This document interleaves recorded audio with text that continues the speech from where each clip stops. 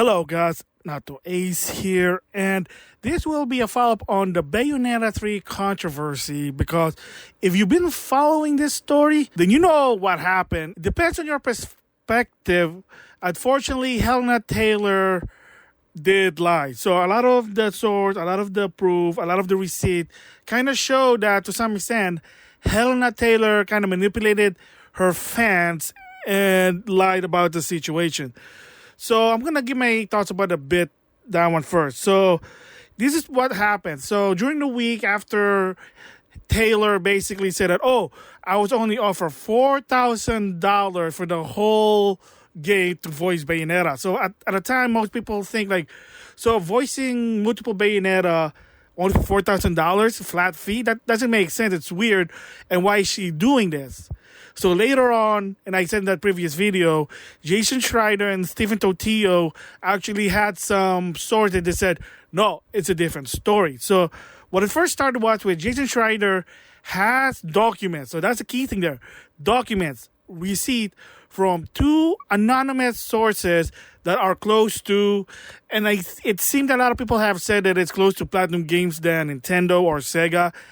So yeah, these two anonymous sources are close to Platinum. So why these two sources came out? Well, probably in order to protect Platinum's games, risking their career, the reputation, in order to protect them. So it is what it is, whatever. Because even Jason Schreier said that they couldn't even say who it's from. All they said was they look at the document. They said, yeah, it looks legit, verified. They said, okay, this could be true. And then Stephen Totillo said, his own source, so not from Bloomberg, his own source said, yeah, we're hearing the same story. And then Andy from Video Game Chronicles even said, yeah, on my source, we also have the same story, which is, here's the story. So it's not $4,000 to voice Bayonetta in the whole game as a flat fee. That wasn't the case. What it is was Platinum Game offer Helena Taylor $15,000 for 5 sessions. So $3,000 to $4,000 per session.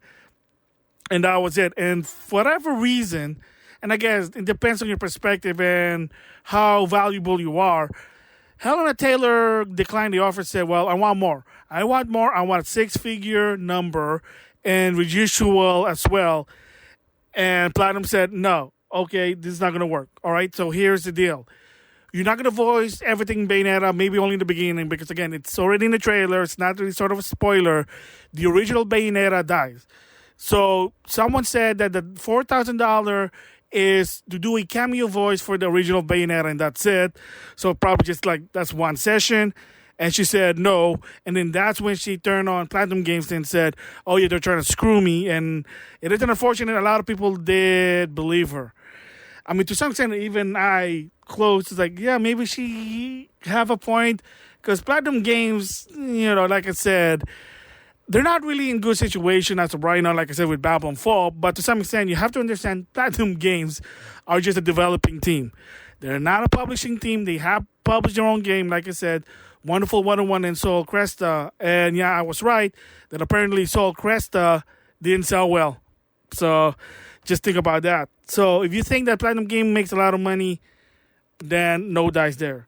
So thoughts about that one is, I'm going to say, even so I don't like Hideki Kamiya, and I'm not really a fan of Platinum Games, they're, to some extent, in my eyes, they're in the right in the situation that they're offering her whatever they can, and she still say no. And again, maybe Nintendo did not give them a lot of budget. Who knows? I don't know the whole story, because I don't know the inside, whatever. Jason Schreier knows to some extent. Stephen Totillo, Andy. That's why.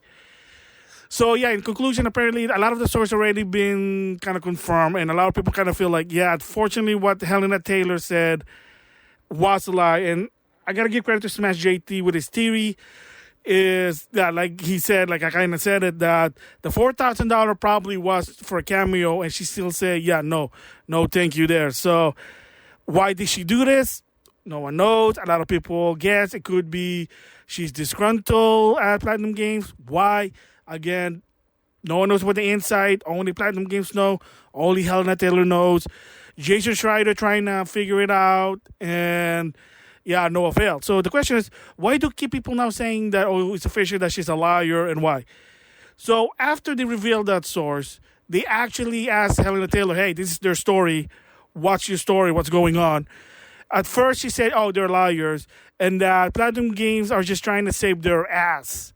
And then what kind of hint that, yeah, she has no proof or she has nothing to counter this story. And she just said, you know what? I don't want to deal with Platinum Games. I don't want to deal with Bayonetta. I'm done. I'm moving on. I'm going to do some theater work. So basically what it means is she doesn't want to deal with it anymore and that I'm done. I don't want to deal with this. Go away.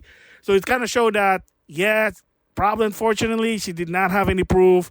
So she kind of lied, manipulated the people there. So yeah, it is unfortunate for Helena Taylor what she did, because breaking NDA can ruin your reputation. A lot of people said, because there's a reason why in any job you do not ever, in circumstance, NDA or not, ethically is you do not ever disclose how much you get paid no matter what, because it's a conflict of interest, and when other employee figures it out, it's bad. I seen it firsthand. It's just in my jobs.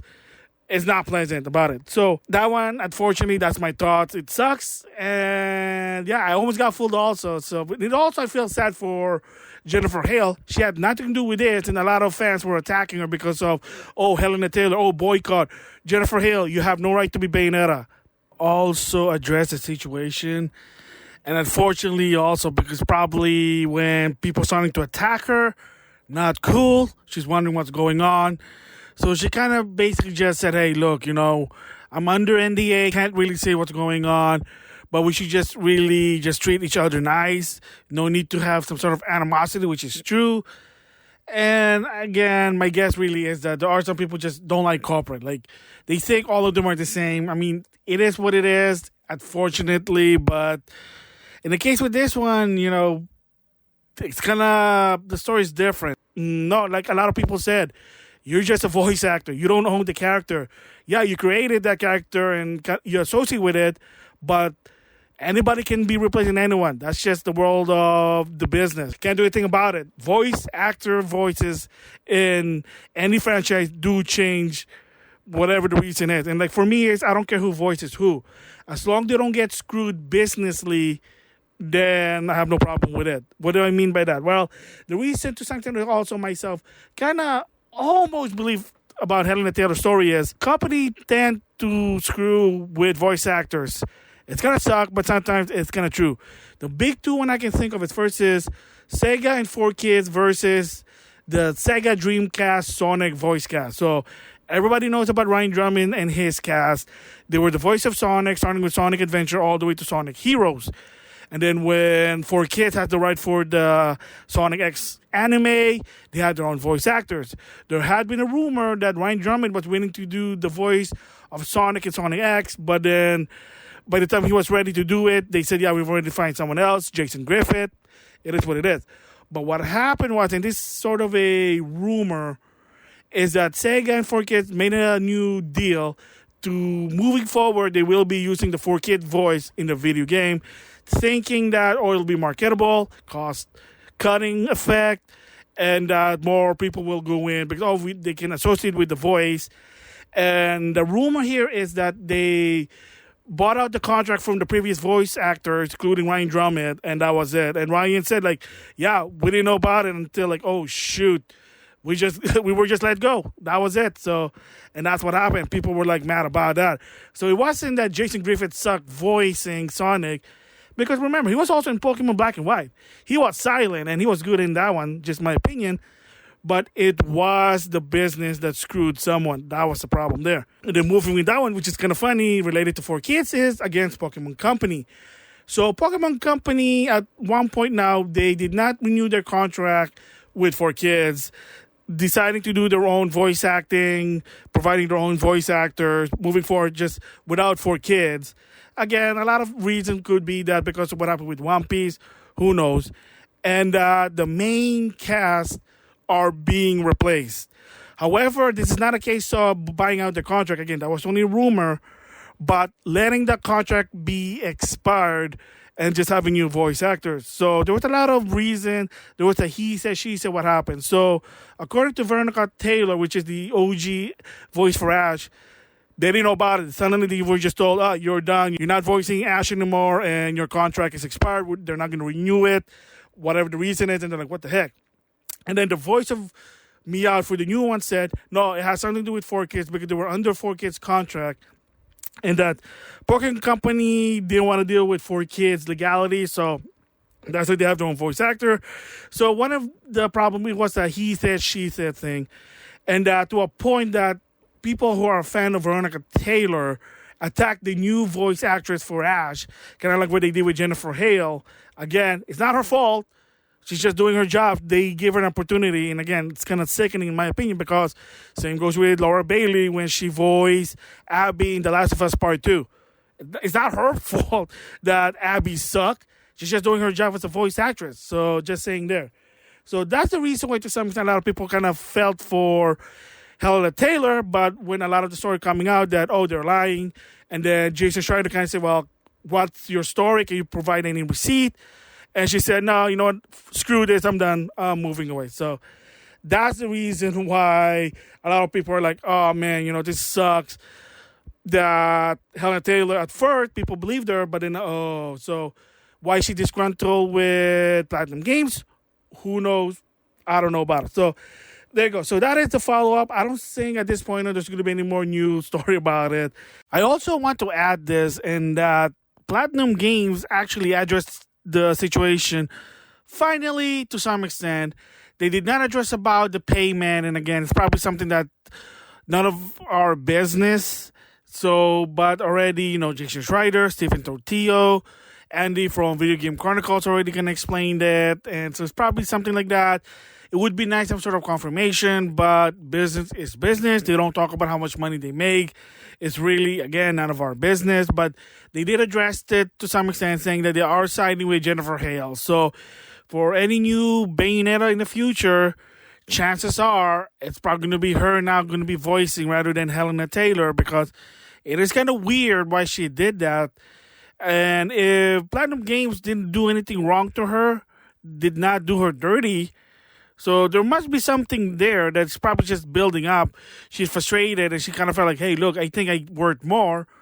And they're not seeing that. I mean, maybe to some extent.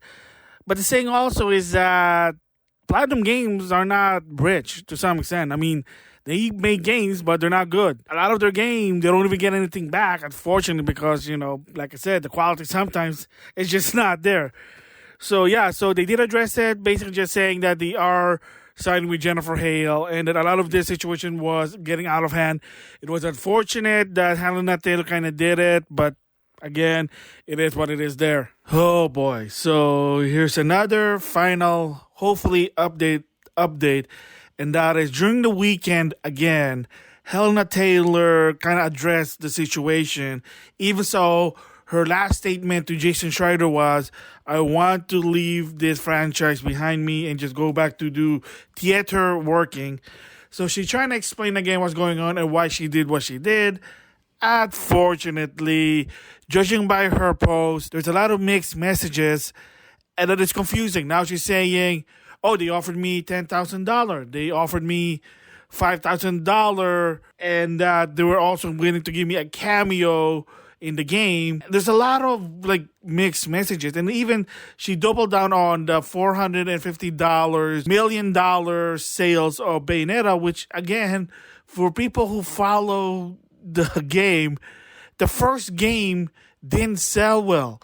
There's a reason why, and I said before that the PS3 version was bad because it was done by a porter, and when they're trying to do a sequel, nobody wants to publish the game or fund the game except for Nintendo because they want to build up their first-party games.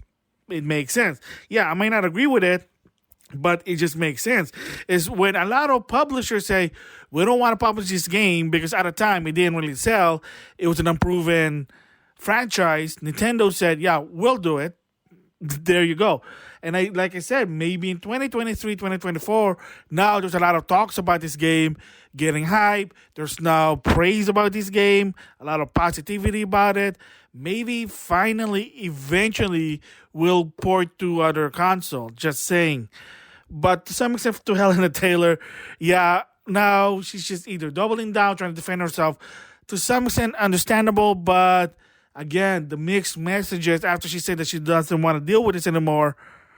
It's like at this point on, you're just shouting at cloud. Like, there's no point.